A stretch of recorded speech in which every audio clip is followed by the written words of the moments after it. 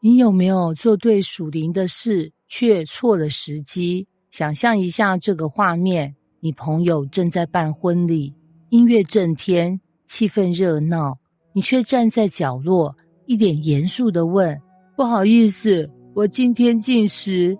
大家一定会想，你不是不敬虔，你只是不合时宜。而在马太福音9章14到26节，耶稣正是被问到这个超级宗教问题。经文一开始就很冲突。那时约翰的门徒来见耶稣说：我们和法利赛人常常禁食，你的门徒倒不禁食，这是为什么呢？这不是恶意质问，而是标准的属灵比较题。翻成现代版就是：别人都很属灵，为什么你们看起来那么轻松？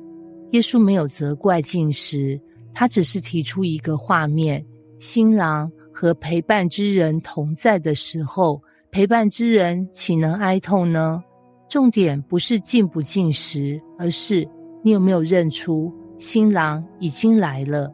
耶稣的意思很清楚，现在不是宗教表现的时刻，而是救恩临到的时刻。接着耶稣再丢出2个生活系比喻：新布补旧衣，结果裂得更大；新酒装旧皮带，结果全部漏光。这不是裁缝教学，也不是酿酒秘诀，这是在说一件事：新的生命不能只贴在旧的框架上。信仰不是多加一点耶稣，而是整个被更新。就在这时，话锋一变，有一个管会堂的来拜耶稣说：我的女儿方才死了，求你去按手在她身上，她就必活了。刚刚还在谈禁食与比喻，现在直接进入死亡现场。信仰从讨论变成生死。在赶往女孩家的路上，一位患血漏12年的女人悄悄靠近。她没有喊话，没有排队，没有资格，她只想着一句话：我只摸她的衣裳，就必痊愈。耶稣停下来对她说：女儿，放心，你的信救了你。不是因为她摸得准，而是因为她信得真。到了会堂主管家，耶稣看到哭号，看到混乱，却说了一句让人翻白眼的话：这闺女不是死了，是睡着了。众人笑他，但当耶稣牵起女孩的手，她就起来了，笑声变成敬畏。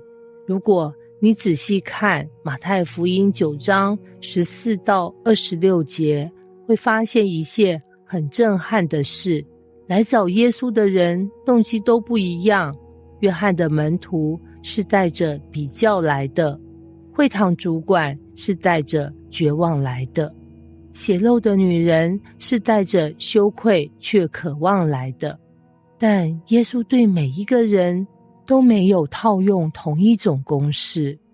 对宗教问题者，他谈关系与时机；对失去孩子的父亲，他跨进死亡；对被社会边缘化的女人，他给身份与尊严。这提醒我们一件事：信仰不是一套标准答案，而是一位会进入你处境的救主。也许你现在正卡在某个为什么我这么努力却没有改变的状态，也许你像那位女人一样，只敢在心里偷偷相信，也许你像那位父亲，已经走到没得选，只能信耶稣的地步。